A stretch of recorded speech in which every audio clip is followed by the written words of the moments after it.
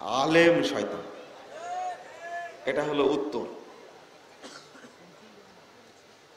রাগ করলেন আপনারা? হাদিস দ্বারাই প্রমাণিত দায়ী শয়তান। হাদিস এসেছে, মুহাম্মদুর রাসূলুল্লাহ সাল্লাল্লাহু আলাইহি ওয়াসাল্লাম বলেছেন, সহিহ বুখারীর ২য় খণ্ডের 1049 পৃষ্ঠার হাদিস, দুআতুন আলা আবওয়াবে জাহান্নাম মান আজাবাহুম ইলাইহা কাযাফুহু ফিহা।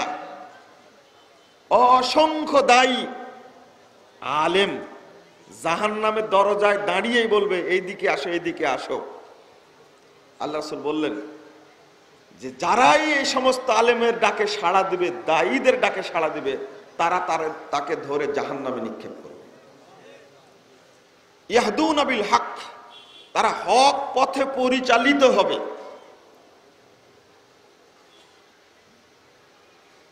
ওই পথটা হলো সিরাতে মুস্তাকিমের পথ। যদিও বা মুহাম্মদুর রাসূলুল্লাহ সাল্লাল্লাহু আলাইহি ওয়াসাল্লাম অনেকগুলো পথ দেখিয়ে দিয়েছেন,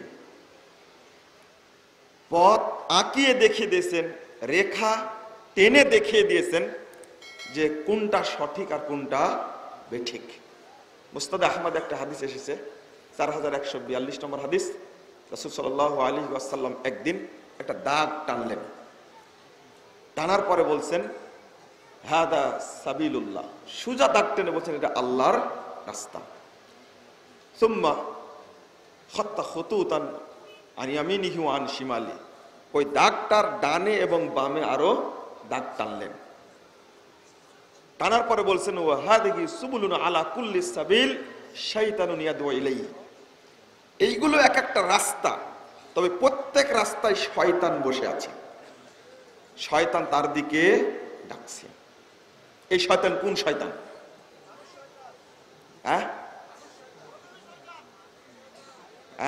উত্তর হয়নি।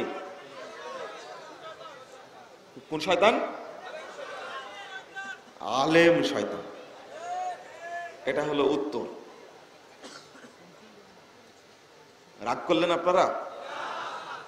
হাদিস দ্বারাই প্রমাণিত দায়ী শয়তান। হাদিস এসেছে, মুহাম্মদুর রাসূলুল্লাহ সাল্লাল্লাহু আলাইহি ওয়াসাল্লাম বলেছেন, সহিহ বুখারীর 2য় খণ্ডের 1049 পৃষ্ঠার হাদিস, দুআতুন আলা আবওয়াবে জাহান্নাম মান আজাবাহুম ইলাইহা কাযাফুহু ফিহা। অসংখ্য দায়ী আলেম জাহান্নামের দরজায় দাঁড়িয়েই বলবে, এইদিকে আসো, এইদিকে আসো। আল্লাহ রাসূল বললেন যে যারাই এই সমস্ত আলেমের ডাকে সাড়া দিবে, দায়ীদের ডাকে সাড়া দিবে, তারা তাকে ধরে জাহান্নামে নিক্ষেপ করবে। রাসূল সাল্লাল্লাহু আলাইহি ওয়াসাল্লামকে হুযায়ফা বলছেন, সিফহুম লানা ইয়া রাসূলুল্লাহ, রাসূল তাদের পরিচয়টা বলুন, তারা কারা? রাসূল সাল্লাল্লাহু আলাইহি ওয়াসাল্লাম বলছেন, ওয়াহুম মিন জিলদাতিনা ওয়া ইয়াতাকাল্লামুনা বিআলসিনাতিনা, তাদের পরিচয় কি? তারা আমাদের মতোই কথা বলবে আর আমাদের মতোই মানুষ। সহিহ মুসলিম এসেছে, কুলুবুহুম কুলুবুশ শায়াতিন ফি জুসমানি ইনস, তাদের অন্তর হবে শয়তানের অন্তর, কিন্তু দেহটা হবে মানুষের দেহ। আর ভিতরের অন্তরটা কার? শয়তান। যার অন্তর শয়তান নিয়ন্ত্রণ করে, যার ভিতরে শয়তানের অন্তর থাকে, এ চোখে দেখলেও ভুলটা দেখবে, মুখে কথা বলবেও মিথ্যা কথা বলবে, হাতে লেখলেও মিথ্যা কথা লিখবে, চিন্তা করলেও শয়তানি চিন্তা করবে। কারণ মন চালিকা শক্তি কি? কলব। আলা ওয়াহিয়াল কলব। তো এই হাদিস থেকে বোঝা যায় যে যারা তাজা বসে আছে বিভিন্ন রাস্তায়, এরা শয়তান, এবং রাসূল সাল্লাল্লাহু আলাইহি ওয়াসাল্লাম শয়তান বলেই চিত্রিত করেছেন, এবং তারা মানুষকে ডাকবে।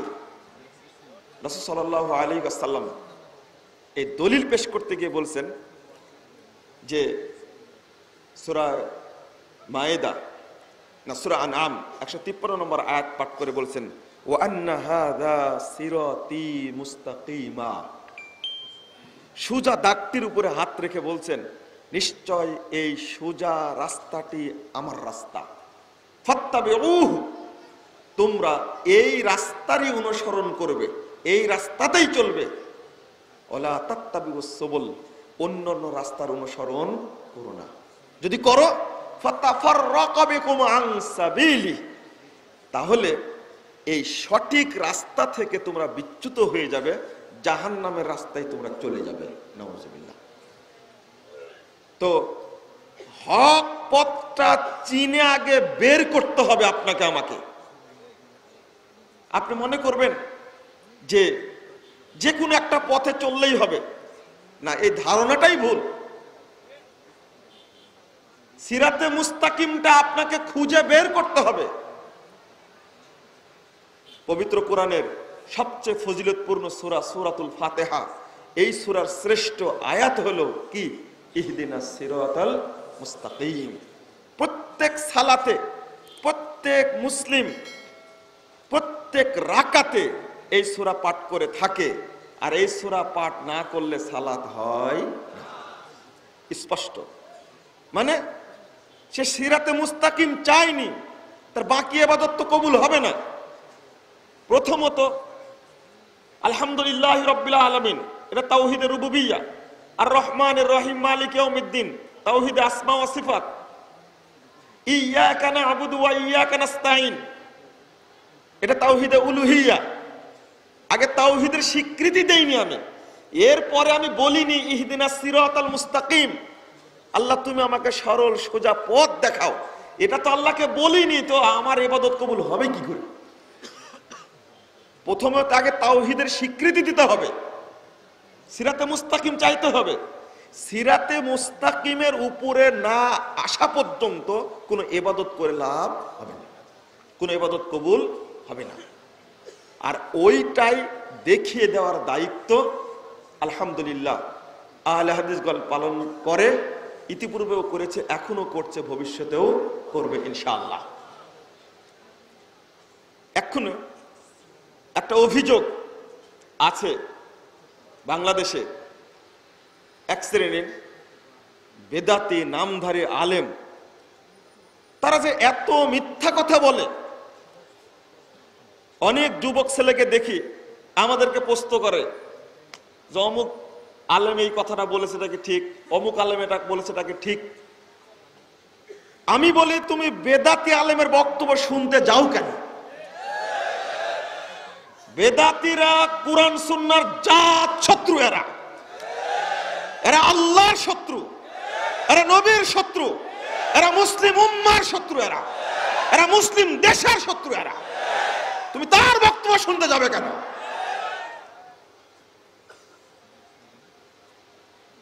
সারা দেশটাই আলহামদুলিল্লাহ পিস টিভির মাধ্যমে যে খেদমতটা হচ্ছিল, পীর ফকিরদের ব্যবসা বন্ধ হয়ে যাচ্ছিল এবং বন্ধ হয়ে গেছে অনেক ক্ষেত্রে, হয়নি?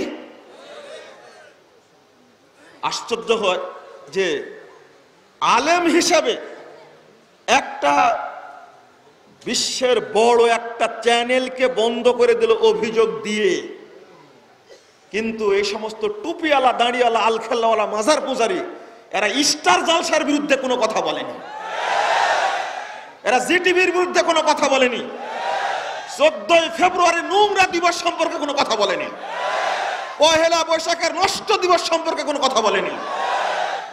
তাদেরকে আপনারা আলেম বলেন? তাদের বক্তব্য শুনেন। সালফে সালেহিনের বক্তব্য হলো বেদাতীদের সাথে উঠা বসা করা যাবে না, তাদের কথা শোনা যাবে না, তাদের সংস্পর্শে যাওয়া যাবে না। যদি যাই তাহলে তোমার অন্তরটাকে ওরা বেদাত দ্বারা একেবারে ভর্তি করে দিবে।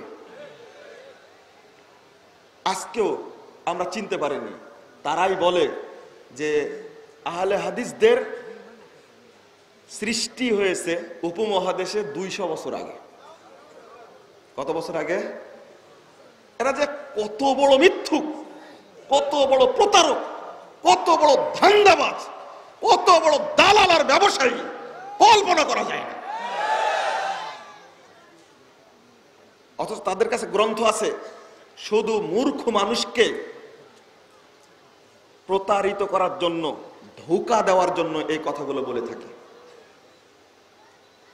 নাসিরউদ্দিন আলবানী রাহিমাহুল্লাহ এত বড় মুহাদ্দিস, তার মতো মুহাদ্দিসকে এই দেশের এই তথাকথিত দালালরা বলে থাকে একটা কথা, কষ্টের কারণে বলছি যে আলবানি, নাসিরুদ্দিন আলবানি খ্রিস্টানদের দালাল। আলবানির কোনো বই পড়ে কোনো মুসলমান খ্রিস্টান হয়েছে? কোন রেকর্ড দেখাতে পারবে? মুহাদ্দিস, আরে বইয়ে লিখে দিয়েছে। আর জাকির নায়েক তো গালি দিচ্ছে। ইহুদি খ্রিস্টানদের দালাল। 200 বছর আগে আহলে হাদিসরা তৈরি হয়েছে এই কথা বলছে। অথচ আরেকটা কথা বলে, এ কথা বললে আরো রক্ত গরম হয়ে যায়। আহলে হাদিসরা হলো ইহুদি কি ইংরেজদের দালাল। আহলে হাদিসরা ইংরেজদের দালাল, তাই না? কত বড় মিথ্যাচার! এই দুইটা কথা আলোচনা কি করব? যারা এই মিথ্যা অপবাদ দিয়েছে, আহলে হাদিসদের কাছে জাতীয়ভাবে ক্ষমা না চাইলে জাহান্নামে যাওয়ার জন্য এটাই যথেষ্ট তাদের। আমি শুধু এতটুকু বললাম। আরে আহলে হাদিসদের সংগ্রামের কারণে বাংলাদেশ পেয়েছো, আহলে হাদিসদের সংগ্রামের কারণে উপমহাদেশ পেয়েছো। বেদাতিরা, মাজার পূজারী, কবর পূজারীরা ব্রিটিশদের সাথে দালালি করে মাজারে খানকায় বসে ব্যবসা করেছে। আহলে হাদিস উলামায়ে কেরাম ব্রিটিশদের বিরুদ্ধে যুদ্ধ ঘোষণা করে তারা নিহত হয়ে রক্ত দিয়ে বাংলাদেশকে স্বাধীন করেছে। তুমি আহলে হাদিসদেরকে বলো ব্রিটিশদের দালাল, তোমরাই হলো প্রকৃত দালাল। তোমাদের একজনও ব্রিটিশ বিরোধী আন্দোলনে প্রাণ দেয়নি। আহলে হাদিসদের শত শত আলেম ব্রিটিশ বিরোধী আন্দোলনে প্রাণ দিয়েছে। আহলে হাদিসদের শত শত আলেম ফাঁসির কাস্টে ঝুলেছে। গরু কুরবানির ইতিহাস আহলে হাদিসরাই উপমহাদেশে সৃষ্টি করেছে। জোরে আমিন বলার ইতিহাস, সুন্নাত আহলে হাদিসরাই প্রতিষ্ঠা করেছে উপমহাদেশে। বুকে হাত বেঁধে সালাত আদায় করার সুন্নাত আহলে হাদিসগণ উপমহাদেশে শুরু করেছে। রফুল আয়দান করে সালাত আদায় করার আমল আহলে হাদিসগণ শুরু করেছেন। তোমরা আহলে হাদিসদের ইতিহাস সম্পর্কে জানো না বলে মূর্খের মতো কথা বলো। তুমি পড়ে দেখো তারিখে সৈয়দ আহমদ শহীদ, বই তো পড়বে না, খালি দালালগিরি করবে। হুজ্জাতুল্লাহ বালেগা পড়ো, তোমাদের কাছে বই আছে, পড়ো না কেন? মানুষকে ধোঁকা দাও কেন? আহলে হাদিস উলামায়ে কেরাম যদি নাম নেওয়া যায়, ব্রিটিশ বিরোধী আন্দোলনের নেতৃত্ব দিয়েছে কারা? 1 নম্বরের নাম আসবে জিহাদি আন্দোলনের প্রাণ পুরুষ সিফা সালার সৈয়দ আহমদ শহীদ রহিমাহুল্লাহ। তার নামে 1 নম্বরে আসবে। তার সেনাপতি ছিলেন শাহ ইসমাইল শহীদ। তিনি একটা বই লিখেছেন তানবীরুল আইনাইন ফি ইসবাত রফুল ইয়াদাইন।